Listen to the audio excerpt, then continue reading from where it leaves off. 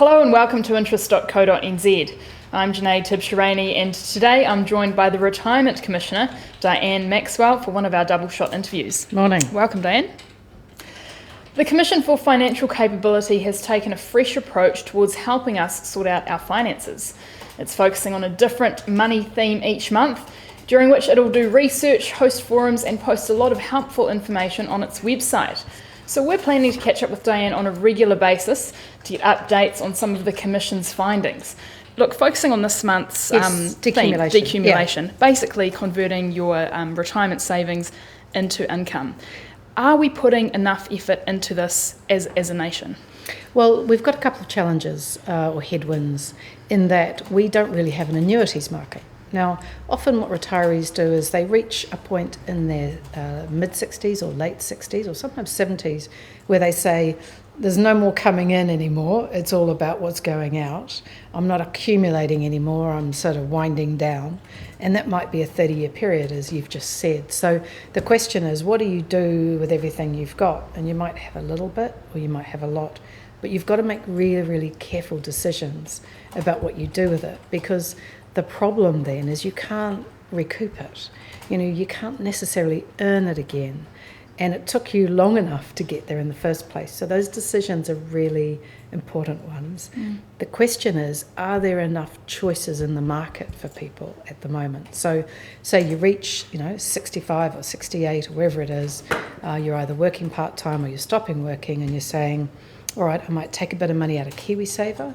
The balance for people reaching 65 with KiwiSaver, the average balance is about 20k. So it's not a huge sum of money. No, that's not much. You don't have to take it out of KiwiSaver at 65. It's really important that people know that. You can leave it in there.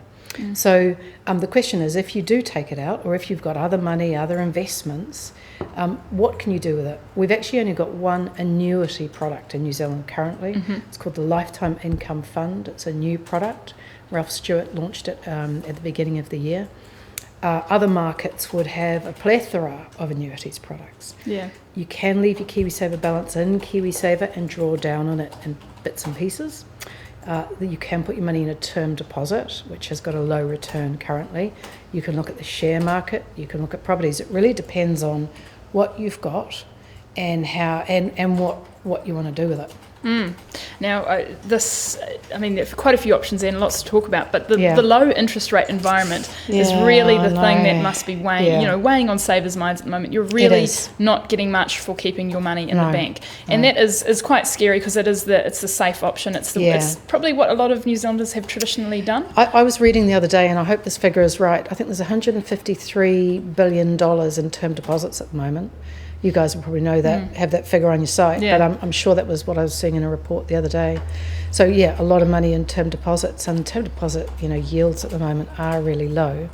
They are relatively low risk, so for people who want to sleep well at night and want to make sure they maintain the money they've got and are okay about it not yielding a big return, people go into term deposits. But the problem with a low yield environment, as we call it, low interest rate environment, people chase yield, and that means they can get sucked into scams more easily. If you're in a real panic about what you're getting from your money, the danger is you hear some great scheme and some mate at the rugby club tells you, and it sounds fantastic and it sounds really good, and you're feeling really anxious about how much you've got and how long it's going to last.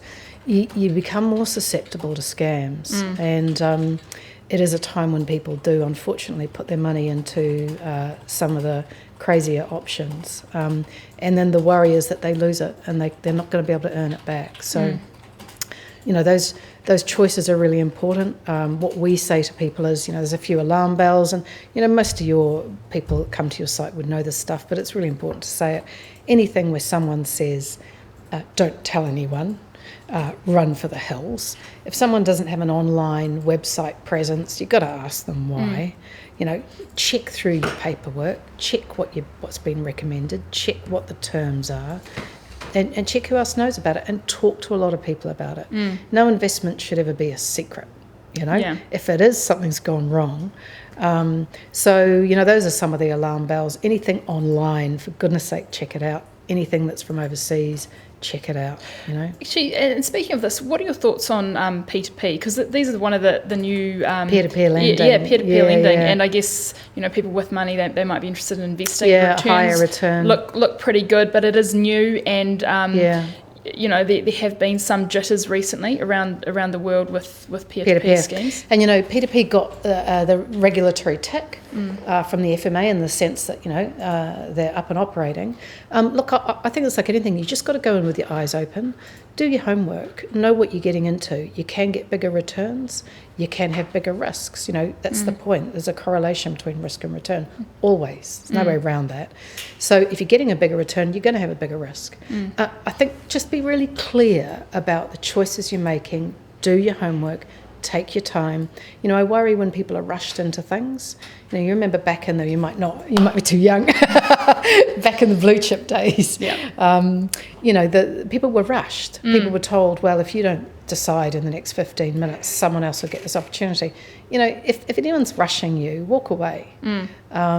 So with P2P, take your time, be very clear about the decisions you're making, and don't be afraid to say over and over again, I'm sorry, I don't totally understand that, and I want you to tell me again.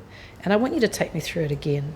Have an approach that says, I really, really want to understand this before I spend my money. Sure, okay. Look, and then there's the old housing market. People downscaling, selling the family home and moving to a smaller place has often been a way for people to make, get a bit of money in the bank. With the housing market the way it is, I don't really know if downsizing always means actually... released equity. Exactly. It can do. I get a lot of really heartwarming letters from people who have downsized. Okay. And I got one week before last, a gentleman who'd been to a retirement village seminar. They decided to sell up, one of our seminars, decided to sell up and move into a village. They had money left over from the sale and after paying for the village, buying in, and they went and bought some new clothes and some new furniture. They updated some things. They started living a bit more. They've been living really frugally because they're quite worried. So you can, but it's not a given. There's two options. You can either stay in the home and look at something like a home equity release option, and there's only a few providers in New Zealand that do that. And again, it comes back to probably my big concern would be we don't have enough choices in these products. We've got one annuity, I think we've got two home equity release products in a really good mature market. We should have at least 5 providers that we can choose from, and then things get competitive.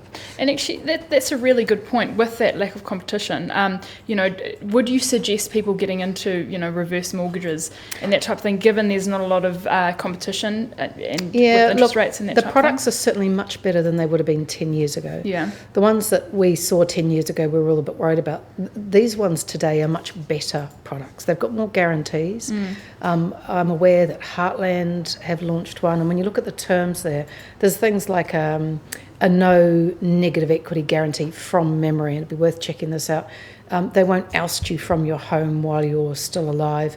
There are some sort of rules around it now, whereas I think before it wasn't quite as tight as that. The thing to remember with a home equity release or reverse mortgage is that your interest compounds, and I'm pretty sure it compounds monthly. So you could cap it at, I don't want to go beyond taking out, say, 20% of the equity in my home. And then over time, and that might be 10, 15, 20 years, that actually will compound monthly. So it will chip into the equity of your home. There's no way around that. But for some people, they say, you know what, that's okay. I'm prepared to live with that because I can stay in my home and I can draw down some equity out of my home. In the UK, it's a pretty significant product. It's becoming more and more popular, and I think it probably will here, inevitably. The other option is to downsize, to sell that family home or the home that you're in, and look at either a retirement village or a smaller option. But as you say, sometimes the smaller option, if it's a newer property, isn't always a whole lot cheaper. Yeah, sure.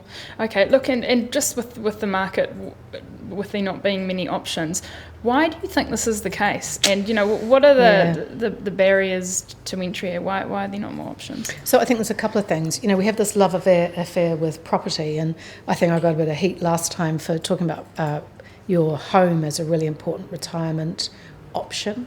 And for the record, and I think I said this to you, I don't own any rental properties, never have. It took me a long time to buy the one I'm in. Yeah, good clarification. Good clarification. But I think the problem is we've thrown so much money into property.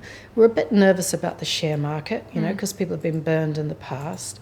We're not really wanting to pay for financial advice, so we tend to stay away from some of those more complex products. And so we tend to be, a bit of a one-trick pony in terms of where we put our money. And that's not a great thing. It inflates the housing market, and it causes us some problems. But it also means that we don't have those big pots of money that make decumulation products attractive to providers. Sure. Unfortunately, where the money is then where the providers are. Yeah. We haven't had the money there for the providers to innovate and drive and build the products to secure that money. So it's a bit of a vicious circle in some respects. As we said, KiwiSaver balances on withdrawal are around 20k on average, some are much higher. And so, what you'll see is the financial services sector now saying, as those balances get bigger, what more should we be providing to secure that money, to look after that money, to drive good returns on that money? I'm confident we'll see a bit more innovation. I certainly hope we will. I'll be calling for more innovation. We have got that one annuities product. People are suspicious about annuities in New Zealand. Some people got burned on annuities. So people are anxious about them. That's part of the problem, is we get a bit worried about things beyond the property sector. So we don't put money into them, so they don't exist. So, and actually that ties into financial advice too. At your forum last week, Blair Vernon from AMP talked about the shortage of authorised financial advisors operating in the market, and I had a really good chat with him recently as well about that. And he said there just isn't that demand as well. I mean, while it's an industry thing, there's also that side from consumers. People are not seeking financial advice. No. And, if people want to tap into other options, like you're saying, move away from property, it needs a bit of you need advice, don't you? Yeah, you do. And, it's interesting. We're prepared to spend a fair bit of money on things like getting our hair done, on all sorts of goods and toys and iPads and iPhones. But when it comes to paying for advice, we're not so keen. And, the advised sector is under review at the moment. The FAA is under review, which you're aware of. That's a really good thing. People also aren't completely sure about what a registered advisor is versus an authorised financial advisor. That really needs clarification. And also, what a lot of people tell me is they go to an authorised financial advisor, they're not sure if he's good or not. They don't know how to tell. True. He's wearing a nice sharp suit and he's looking smart and he's saying all the right things. They're not quite sure whether they can trust him. So I do think the industry's lost a fair bit of trust. And the commissions thing ties into that, doesn't it? Because you don't know unless you ask, and there's different sort of disclosure for different types of advisors, but you often don't know which companies are paying. It's got to rebuild that trust. But, at the moment, if you look at where people get their advice from, it's often from their mates, from their family and their colleagues, and that's not always a good thing, because those people don't always know what they're talking about. And we see things like the David Ross Ponzi scheme, where people were brought in by a member of the family. They were brought in by someone down the rugby club who they trusted, but they didn't get advice. Some people were brought in through advisors, and then that makes this worse, because then people say, well, actually I did go to an advisor and I still got scammed. So the advice industry is a bit of work going on there at the moment, and there needs to be a bit of work, because having access to affordable, quality advice from someone you can trust is critical to looking after your money, making good decisions, and trying to make your money last as long as you do, which is what we're all hoping. Really. Exactly. Well, I'm looking forward to seeing the outcome of that review, which is hopefully this year.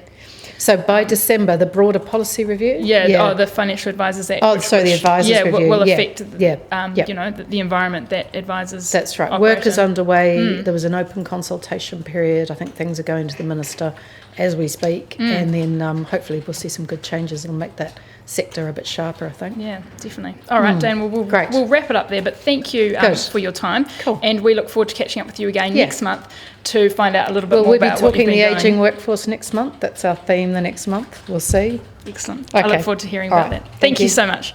I'm Junaid Tibshirani and have been joined today by the Retirement Commissioner, Diane Maxwell.